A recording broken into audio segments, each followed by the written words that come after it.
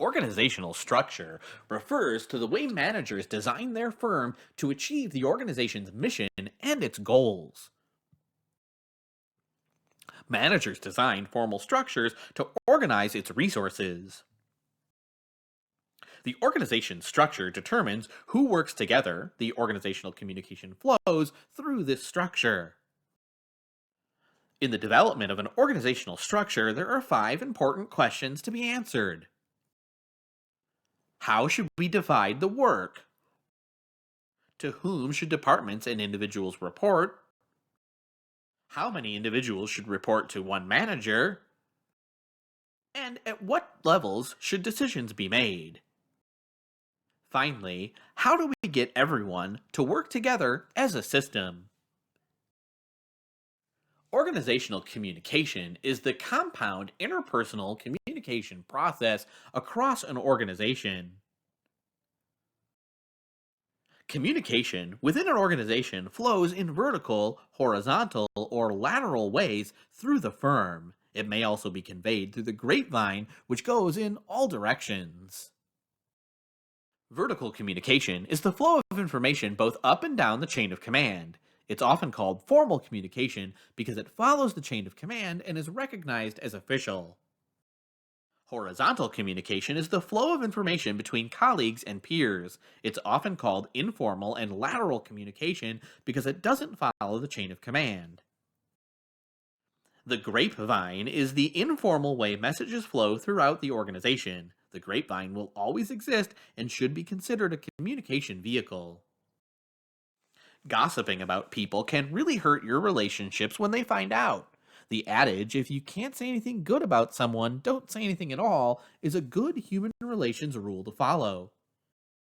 Some people prefer personal face-to-face communication, whereas others prefer electronic communications. Either way, digital information technology has clearly changed the way we communicate in our personal and professional lives. Although ability to use technology is a predictor of performance, interpersonal skills remain key to effective communication. Communication process consists of a sender who encodes a message and transmits it through a channel to a receiver who decodes it and may give feedback. Here's a brief explanation of each step in the communication process.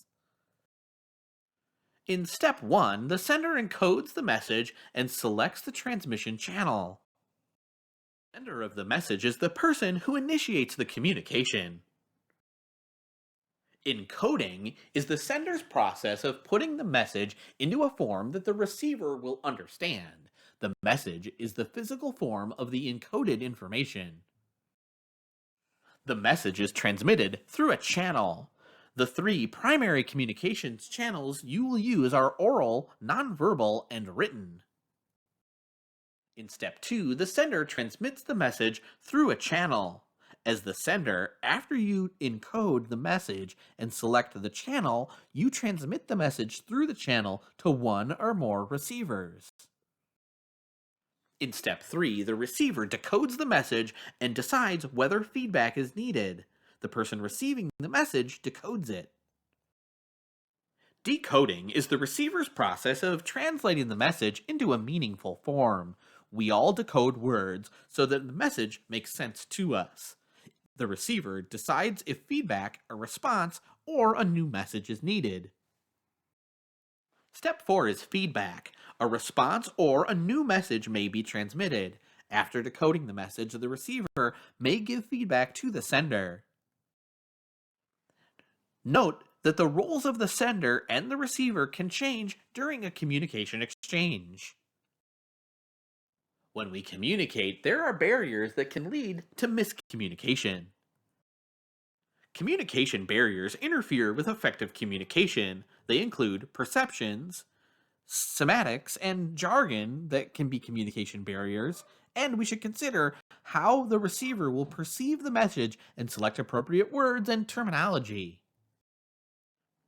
Information overload. People have a limit on the amount of information they can understand at any given time. Send messages in quantity that the receiver can understand. Channel selection. Some channels are more appropriate for certain managers than others. Give careful thought to selecting the most effective channel for the situation. Noise is anything that interferes with the message transmission. Stop the noise or distraction or move to a quiet location. People who lack credibility and fail to create a climate of trust and openness aren't believed. Be open and honest with people and get the facts straight before you communicate. People don't always pay attention and listen to the message or understand it. Question receivers and have them paraphrase the message back to you. People who are emotional, it's often difficult to be objective and listen. Remain calm and be careful not to make others emotional by your behavior. Filtering is altering or distorting information to protect a more favorable image. Be honest and treat errors as learning experiences rather than an opportunity to blame or criticize others. Gender differences can lead to miscommunication. Be empathetic with other genders.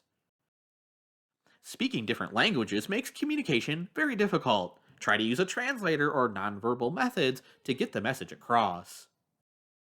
Having different cultures can lead to miscommunication. Get to know the other person's culture.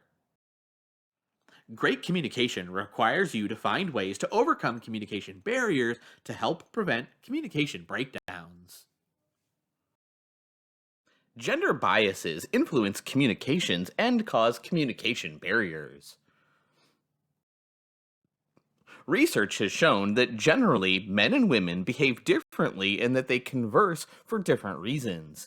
Men tend to talk about and emphasize status. Women, on the other hand, tend to talk and create connections and develop relationships. As a result of gender diversity, men tend to complain that women talk about their problems and women criticize men for not listening. When men hear a problem, they tend to want to provide a solution. However, at times when women mention their feelings, it tends to be to promote closeness. They generally are not looking for advice. So, men may just want to listen and give reflecting responses rather than focusing on solving problems. Men may also talk more about their feelings and personal lives to improve human relations. Women tend to want more personal, face-to-face communication to develop close relationships.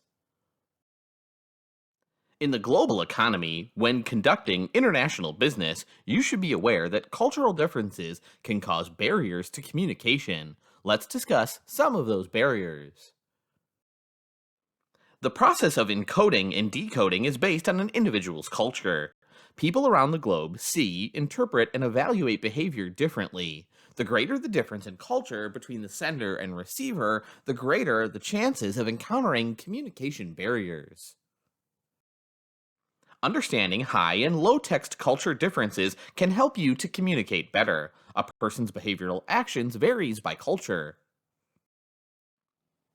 The directness of how business is conducted can vary. For example, North Americans tend to favor getting down to business quickly and concisely.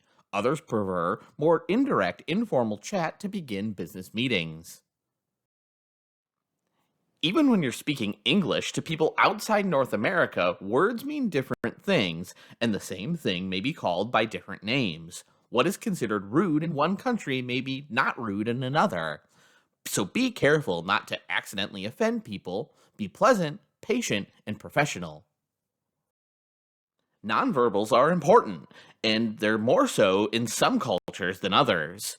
Especially seeing a face helps us to detect, understand where people are, what they feel, and if they're trustworthy. Make sure your body language, tone of voice, and your word choice project a positive, calm, and honest demeanor. Be sure to look for nonverbal communication and realize that when using communication technology, including social media, you usually lose important facial messages. Also, gestures do not translate well across cultures because they involve symbolism and they're not shared. One gesture can mean different things in different cultures. This course is not meant to teach you how to overcome all the possible barriers to global communication. The objective is to make you realize the importance of learning cultures of other countries if you plan to do business with them successfully. Most major multinational organizations train their employees to be sensitive to specific cultural differences as needed. How you communicate makes a difference in your outcomes. You can learn how to plan, send, and check to ensure your message has been transmitted successfully. Before we send a message, we should carefully encode it and select the channel. This is planning how to send the message. Encode to keep it simple.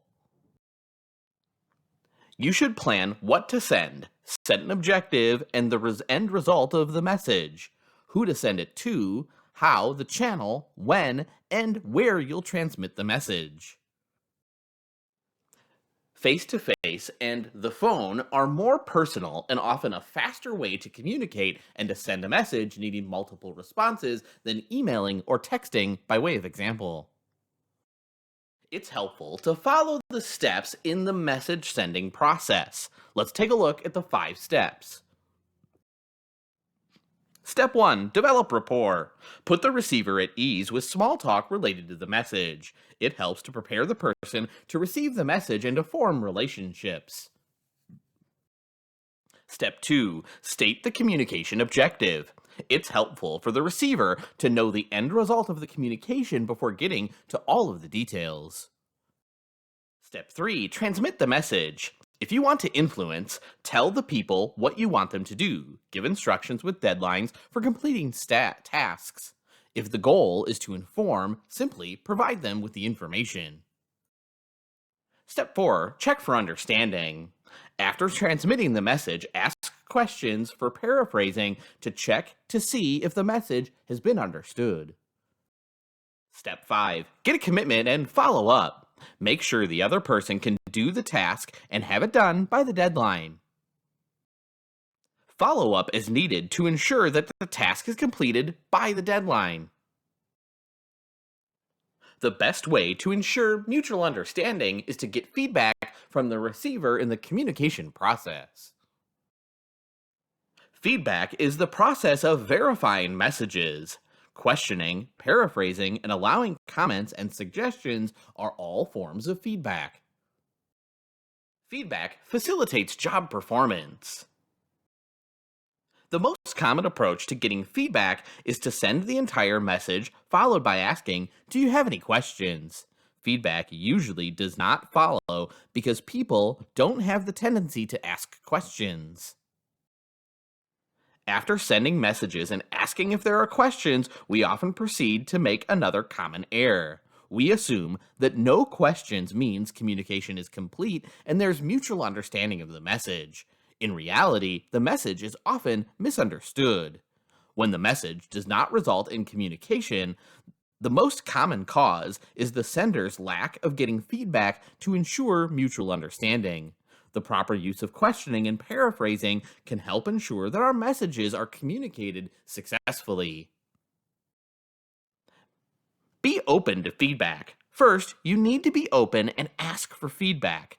When someone asks you a question, you need to be responsive and practically answer the question and explain things. Be aware of nonverbal communication. You must be sure that your nonverbals encourage feedback. If you say you encourage questions, but when you ask people those questions, you act impatient or look at them as though they're dumb, people will learn not to ask you questions. Ask questions. Direct questions dealing with information you've given will indicate whether the receivers have been listening and if they understand enough to give it a direct reply. If the response is not accurate, repeating, giving more examples, or elaborating the message is needed. Use paraphrasing. The most accurate indicator of understanding is the process of paraphrasing. However, the way you ask others to paraphrase will affect their attitude. How we listen affects our relationships, and good leadership is about listening. You may have heard that you learn more by listening than talking, and that you should always listen more and talk less. Employers rate communication and especially listening skills as a critical criteria for job candidates. The message receiving process has three parts. First, we have to listen to the message. Next, we should analyze what was said and decode the message. Then, we should check understanding through paraphrasing and watching nonverbal behavior to ensure the message was received accurately. To improve your listening skills, focus your attention on listening for a week by concentrating on both what other people say and their nonverbal communication. Talk only when necessary so you can listen to what others are saying. There are four situational communication styles based primarily on four behaviors. Let's take a look. These behaviors can be characterized as a combination of two dimensions: task and relationship. In task behavior, you focus on getting the job done primarily through directing the receiver in what to do and how to do it. In relationship behavior, you elicit others' input and you listen and respond with supportive behavior. Task and relationship behavior can be described as high or low, depending on the amount of emphasis placed on each of the two dimensions during communication. The most appropriate communication style to use in a specific situation will vary based on communication control of task and relationship behaviors, as we discuss. Autocratic communication style demonstrates high task, low relationship behavior, initiating a closed presentation. You initiate and control the communication with minimal, if any, response. Consultative communication style demonstrates a high task relationship behavior, using a closed presentation for which the task with an open elicitation of the relationship.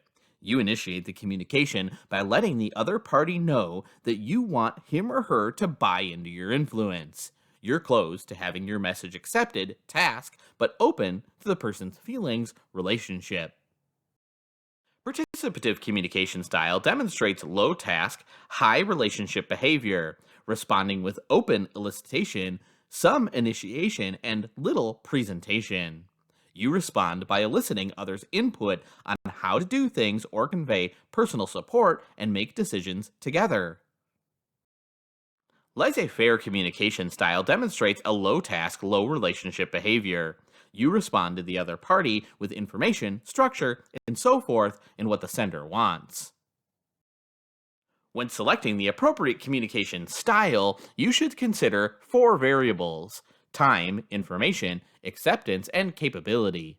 Answering the questions related to each variable can help you to select the appropriate style for the situation.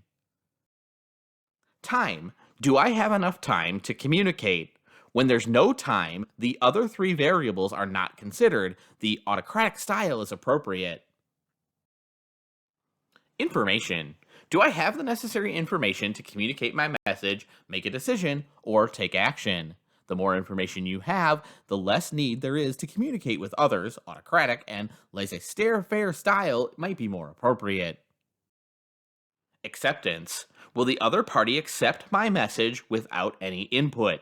If the receiver will like or willingly accept your message, be autocratic. If they'll reject it, be more consultative or participative. Capability. This has two parts. Ability. Does the other party have the experience or knowledge to participate in two-way communication? Will the receiver put the organization's goals ahead of personal needs or goals? And motivation. Does the other party want to participate? The more capable the other party is, the higher level of involvement they can have. Capability levels can also change from one task to another. A supervisor could use a different communication style for two different tasks. Communicating with people brings out emotions, and our feelings affect our behavior, human relations, happiness, and performance in our personal and professional lives. Emotions overpower rational thought, and others' behavior influences our emotions and how we handle our emotions. Thus, understanding emotions and how to manage your and others' emotions is important to personal and career success. Emotions are often just called feelings, and we express them when we communicate. There are six universal emotions: happiness, surprise, fear, sadness, anger, and disgust. We should realize that feelings are subjective. They tell us people's attitudes and needs. Feelings are usually disguised as factual statements. Most important, feelings are neither right or wrong, but behavior is, so we should not make judgments and evaluate feelings, only behaviors. We cannot choose our feelings or control them. However, we can control how we express our feelings. Also, if someone says something that upsets you, you will feel the emotion and then choose your behavior, such as not to say anything, or giving the person a dirty look, or throwing something at them. People can't see our feelings, only our behavior that expresses our feelings. Emotions are more clearly revealed through nonverbal communications than verbally. If people are angry, they usually don't tell us. But we can tell by the look on the person's face, the tone of their voice, and so on, that they're angry. At work, we're expected to control our behavior, not our feelings. Emotional labor requires the expression of feeling through desired behavior. You're expected to be careful with customers, to be pleasant with coworkers, and to avoid expressing feeling through negative behavior at work. Managers should encourage employees to express their feelings in a positive way. However, they shouldn't allow employees to go around yelling, swearing, bullying, or hitting others. Therefore, dealing with emotions effectively, which you're learning to do, can help to prevent negative behavior. Also, we shouldn't get caught up in others' emotions. When someone yells at you, it doesn't mean you have to yell back. Returning negative behavior usually only makes the interaction worse and hurts human relations. Don't let others control your emotions. Realize that your expressed emotions reinforce themselves. If you smile, you'll be happier, and when you act angry, you'll feel angrier. What is acceptable in one culture might not be acceptable in another. Some cultures lack words to express feelings such as anxiety, depression, sadness, and guilt, and they interpret the same emotions differently. Emotional labor expectations vary culturally. There are also cultural differences in the acceptance of crying at work. Wealthier and more democratic countries are more accepting of crying than others. Criticism is the most common reason for emotional breakdowns like this at work. You'll have better communications and human relations if you can deal with emotional employees effectively. When dealing with an emotional person, don't argue and don't return the negative behavior. When someone is emotional, don't make dismissive or patronizing comments. Don't try to make the person feel guilty or bad with statements that express your disappointment. These types of statements only make feelings stronger. While you may get the person to be quiet, effective communication will not take place, and your human relations will suffer. Strong emotions are a barrier to communications because people can't think and talk logically when they're highly emotional. Therefore, we have to first deal with the emotion and calm them, and then deal with the content of the issue to resolve any conflicts. Be empathetic by attempting to see things from the other person's perception and use empathy. Empathetic listening is the ability to understand and relate to another's situation and feelings. To listen with empathy doesn't mean you have to agree with the person. Just try to put yourself into his or her own place. Reflecting statements and paraphrasing feelings back to the person are critical in this empathetic listening process. Using empathetic listening allows the person to get out the feelings, thus calming themselves. After you deal with emotions, you can go back and work to solve problems. Understanding feelings is often the solution. Sometimes all people want is someone to listen to them and understand what they are going through. They're not seeking advice or solutions. Criticism is about getting and giving feedback, which can lead to increased performance. Criticism, finding fault with our behavior, and emotions are related topics because criticism tends to bring out feelings, as people tend to get emotional and defend their behavior. So when we deal with criticism, we tend to have to deal with emotions. It's great to hear praise for the job you're doing, and we need to hear it as a motivator. But the only way we can improve is to openly seek criticism. However, if you ask someone for critical feedback, remember that you're asking to hear things that may surprise, upset, or insult you. They could also hurt your feelings. We do not generally enjoy being criticized, even when it's constructive, and many people handle criticism poorly. Ask your boss the best way to check in on how you're doing, including how often and which channel to use for feedback. Many managers will not tell you how they really view your performance, so if you want to advance, you need to ask them without getting defensive or emotional. Even when you think the feedback is wrong, look for ways to improve.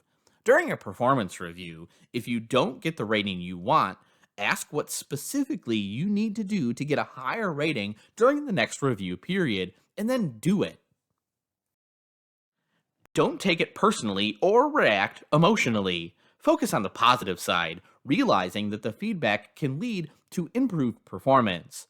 Also, admitting your lack of exceptional performance and working to improve will increase your relationship with your peers and your boss.